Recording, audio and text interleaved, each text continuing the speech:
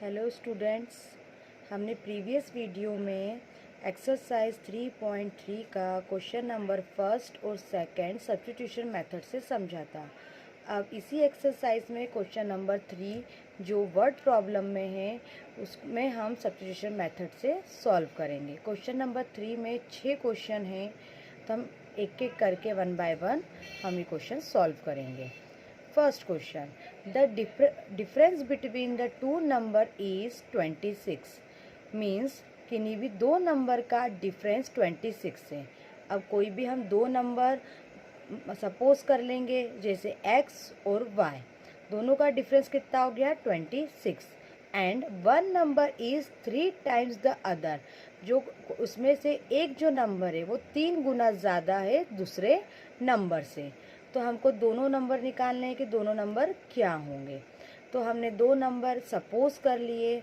एक नंबर हमने ले लिया x जो कि बड़ा है, let the greater number be x। वैसे ही हमने दूसरा नंबर ले लिया y।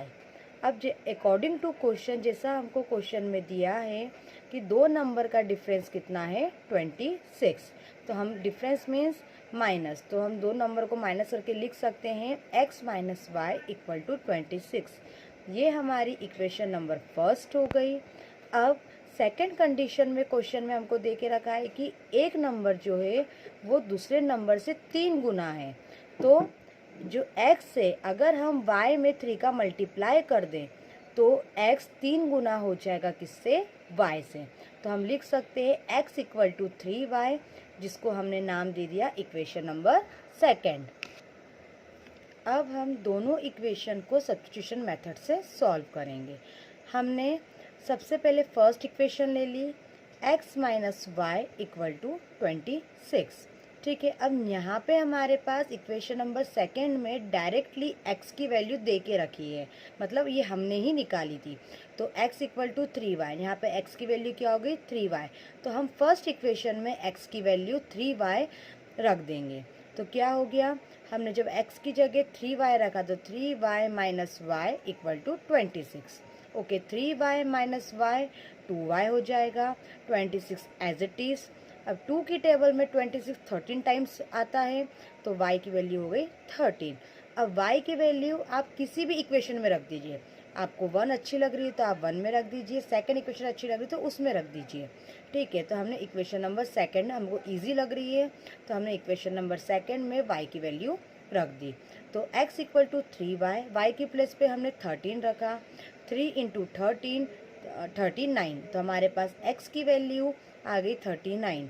तो इस तरीके से हम बोल सकते हैं value of x is 39 and value of y is 13। Means हमारे पास दो नंबर की वैल्यू आ गई है। अब हम क्वेश्चन नंबर सेकंड पे आते हैं, क्वेश्चन नंबर 3 के क्वेश्चन नंबर सेकंड पे। Okay, the larger of to supplementary angle exist the smaller by 18 degrees, find them. Means हमको यहाँ पे बोल के रखा है कि जो बड़ा वाला एंगल है वो छोटे वाले एंगल से 18 डिग्री ज़्यादा है। एग्जिस्ट क्वेश्चन में एक वर्ड लिखा है, एग्जिस्ट मीन्स होता है बड़ा। ओके, तो यहाँ पे जो बड़ा वाला एंगल है छोटे वाले एंगल से 18 डिग्री ज़्यादा है। तो यहाँ पे हमको एंगल्स निकालने हैं, तो हमने दो एंगल मान लिए x और y। बड़े वाले एंगल को हमने x मान लिया और छोटे वाले एंगल को y मान लिया। अब तो मैं बोल सकती हूँ अगर बड़े वाले एंगल में से अगर छोटा वाला एंगल माइनस कर दिया जाए तो हमको 18 मिल जाएगा। तो हम लोग लिख सकते हैं x minus y equal to 18। तो ये हमारी इक्वेशन नंबर फर्स्ट हो गई। अब सप्लीमेंट्री एंगल्स मतलब क्या होता है, सप्लीमेंट्री एंगल्स मीन्स दो एंगल का सम अगर 180 हो तो वो 1 सप्लीमेंट्री एंगल होता है। इस प्रकार हम लिख सकते हैं x plus y equal to 18 180। तो ये हमारी इक्वेशन हो गई, इक्वेशन नंबर सेकंड। ओके, अब हमारे पास दोनों इक्वेशन आ गई है। अब हम दोनों इक्वेशन को बाय सब्स्टिट्यूशन मेथड से सॉल्व करेंगे। ओके, यहाँ हमने फर्स्ट इक्वेशन ले ली x minus y equal to 18। यहाँ से हमने x की वैल्यू फाइंड आउट कर ली। y राइट हैंड साइड जाएगा तो नेगेटिव है तो पॉजिटिव हो जाएगा 18 प्लस वाई। अब ये हमारी x की वैल्यू इक्वेशन नंबर फर्स्ट से निकली है। अब हम पुटअप करेंगे इक्वेशन नंबर सेकंड में। अब हमारी इक्वेशन नंबर सेकंड क्या है, x plus y equal to 180। अब हमने इस इक्वेशन में x की प्लेस पे 18 प्लस वाई रख दिया और जो दूसरा वाला y है वो as it is equal 180 as it is. Okay, अब 18 उधर राइट हैंड साइड माइनस में जाएगा, y प्लस वाई 2y हो जाएगा, 2y as it is 180 minus 18 162। 162 के अपॉन में 2 जाता है तो 2 से 162 कैंसिल होगा 81 टाइम्स। तो इस टाइप से हमारे पास y की वैल्यू 81 आ गई। अब y की वैल्यू हमारे पास 81 आ गई तो ये वैल्यू हम किसी भी इक्वेशन में रख सकते हैं। तो हमने रख दिया x equal to 18 plus y में, तो हमने y की प्लेस पे 81 रखा तो x इक्वल टू 18 प्लस 81 हो गया। तो हमारे पास x की वैल्यू 99 आ गई। तो हम बोल सकते हैं कि हमारे पास दो एंगल की वैल्यू आ गई है 81 degree and 99 degree.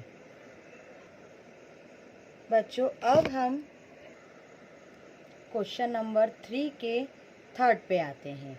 Third question यहाँ पे बोलता है the coach of a cricket team buy 7 bats and 6 balls for ₹3,800।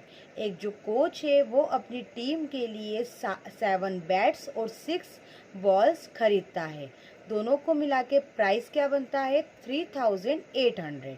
Okay, later she buys 3 bat and 5 balls. बाद में वो क्या करता है कि 3 बैट्स और 5 बॉल्स खरीदता है। दोनों को मिला के 1750 उसका प्राइस बनता है।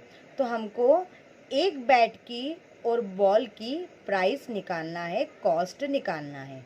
ठीक है, तो सबसे पहले हमको यहाँ पे बैट दे के रखा है, पहले बैट की बात हुई है तो हमने बैट को मान लिया x, cost of a bat मान लिया हमने x। फिर बॉल की बात की गई है तो हमने मान लिया the cost of a ball is y। Okay, तो पहली कंडीशन हमको यहाँ पे दे के रखी है 7 बैट्स एंड 6 बॉल फॉर ₹3,800। तो हम लिख सकते हैं फर्स्ट इक्वेशन ऐसे बना सकते हैं 7x plus 6y equal to 3,800। अब आगे बढ़ते हैं। सेकेंड कंडीशन हमको यहाँ दे के रखी है 3 बैट्स एंड 5 बॉल्स फॉर ₹1,750। तो हम सेकेंड कंडीशन के अकॉर्डिंग इक्वेशन सेकेंड बना सकते हैं 3x plus 5y equal to 1750। ये हमारी सेकेंड इक्वेशन हो गई। ओके, नाउ हमारे पास दोनों इक्वेशन आ गई तो हम यहाँ पे फर्स्ट इक्वेशन ले लेंगे। अब हमारी फर्स्ट इक्वेशन क्या है 7x plus 6y equal to 3,800। यहाँ से हमने x की वैल्यू निकाली। x की वैल्यू हमने कैसे निकाली 6y पहले राइट हैंड साइड में 3,800 के पास जाएगा तो नेगेटिव हो जाएगा, 7 अपॉन में आ जाएगा। तो यहाँ हमारे पास x की वैल्यू आ गई 3,800 माइनस 6y अपॉन 7। ये हमारी x की value with the help of first equation से आ गई है। अब हम ये वैल्यू सेकेंड इक्वेशन में x की प्लेस पे रख देंगे। अब सेकेंड इक्वेशन हमारे पास क्या है 3x plus 5y equal to 1750। तो यहाँ पे हमने x की प्लेस पे रख दी तो हमारा एक्सप्रेशन बनता है 3 ब्रैकेट में 3,800 minus 6y upon 7 plus 5y equal to 1750। Okay, 3 का हमने ब्रैकेट में मल्टीप्लाई करा है तो 3 का हम 3,800 में मल्टीप्लाई करेंगे तो हमारा आता है 11,400 और 3 का मल्टीप्लाई हम 6y में करेंगे तो 18y अपॉन में 7 एज इट इज़ आएगा plus 5y as it is 1750 as it is. Okay, अब हम 7 का एलसीएम लेंगे तो 5 के पास मल्टीप्लाई में जाएगा तो 7 5 ज़ा 35, तो 35 हमारा ऊपर न्यूमरेटर में आ गया अपॉन में 7 एलसीएम हो जाएगा इक्वल्स 1750 एज इट इज़। 7 जाएगा 1750 के पास मल्टीप्लाई में, दोनों का मल्टीप्लाई होगा। ओके, अब यहाँ पे 35y माइनस 18y, यहाँ हमारा हो जाता है 17y, और 11,400 जो पॉजिटिव है वो राइट हैंड साइड जाके माइनस में हो जाएगा। तो इस टाइप से हमारे पास नीचे वैल्यू आ गई है 850, और 17 850 के नीचे जाएगा। 17 से हम 850 कैंसिल करेंगे तो 50 हमारा आ जाएगा 50 टाइम्स। ओके, तो यहाँ पे हमारे पास y की वैल्यू आ गई। ओके, जब हमारे पास यहाँ पे y की वैल्यू आ गई तो आप y की वैल्यू किसी भी इक्वेशन में रख सकते हैं, या तो आप फर्स्ट में रख दीजिए या सेकंड में रख दीजिए, या हमारे पास एक एक्सप्रेशन आया था x equal to 3800 minus 6y upon में 7, तो हमने यहाँ पे रख दी। ठीक है, y की प्लेस पे हमने यहाँ पे 50 रख दिया। ठीक है, तो 6 इंटू 50 300 हो गया। 3800 माइनस 300 3500 हो जाएगा। 7 एज इट इज़ नीचे जाएगा। 7 से 3500 कैंसिल होगा, 500 आ जाएगा। तो यहाँ पे हमारे पास x की वैल्यू हो जाती है 500। तो हम बोल सकते हैं कि कॉस्ट ऑफ अ बैट जो कि हमारे पास x थी वो हो गई 500, मीन्स एक बैट की कॉस्ट हमारे पास 500 है, और cost of a ball means y हमारे पास हो जाएगा 50, मतलब एक बॉल की प्राइस हो जाएगी हमारे पास 50। ऐसे ही आपको क्वेश्चन नंबर 3 के आगे के 3 क्वेश्चन नेक्स्ट वीडियो में बताए जाएंगे।